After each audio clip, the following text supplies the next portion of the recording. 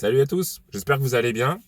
Je vous fais à nouveau une vidéo pour vous expliquer que j'ai changé de véhicule, pourquoi j'ai changé de véhicule. Donc voilà.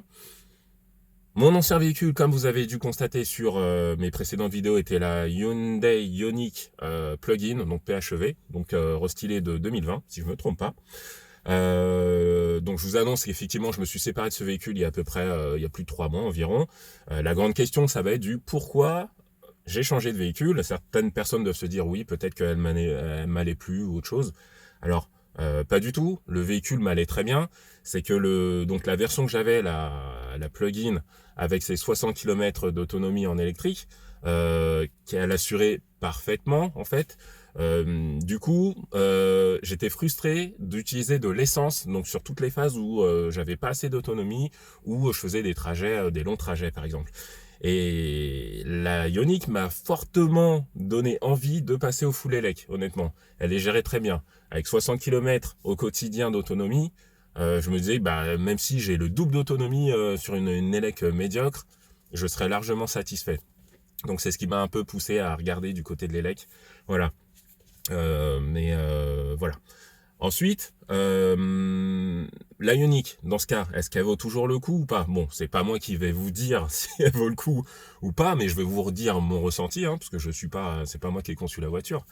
Mais maintenant, je vous donne mon avis. Oui, elle vaut le coup. C'est une excellente voiture. Je vous le dis clairement, selon moi, peut-être la meilleure voiture avec un moteur thermique dedans, même si elle est en système hybride.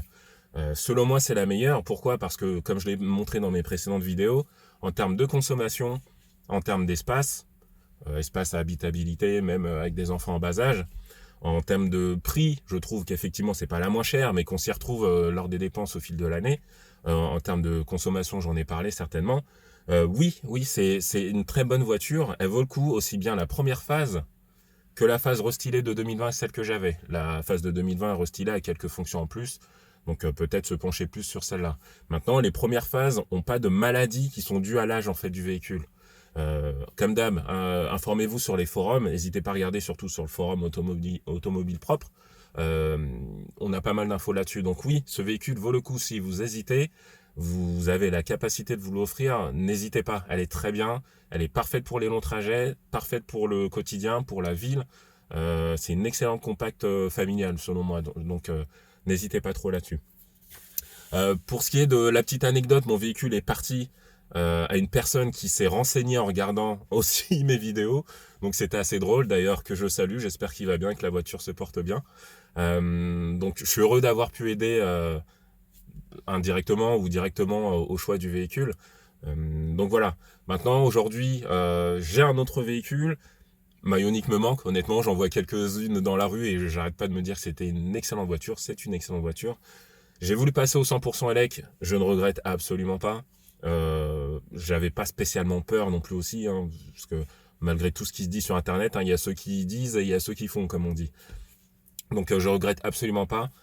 Je ferai des vidéos donc sur ce véhicule dont j'ai fait l'achat il y a quelques temps pour expliquer comment il fonctionne et puis si j'en suis satisfait sur les longs trajets ou pas, parce que les élec longs trajets, on a l'impression que c'est pas compatible.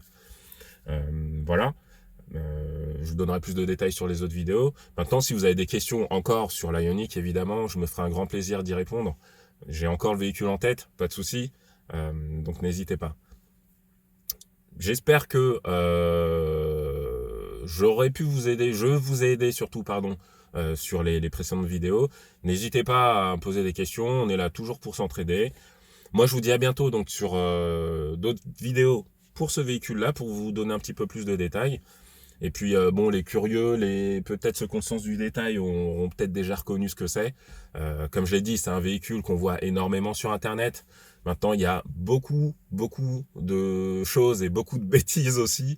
Moi, je vous ferai des vidéos les plus vraies, les plus réelles. Et puis, j'essaierai d'interagir avec vous. Je pense que c'est surtout comme ça qu'on apprend le plus. Voilà. Portez-vous bien. Et comme j'ai dit avant, restez branchés et restez cool. À bientôt.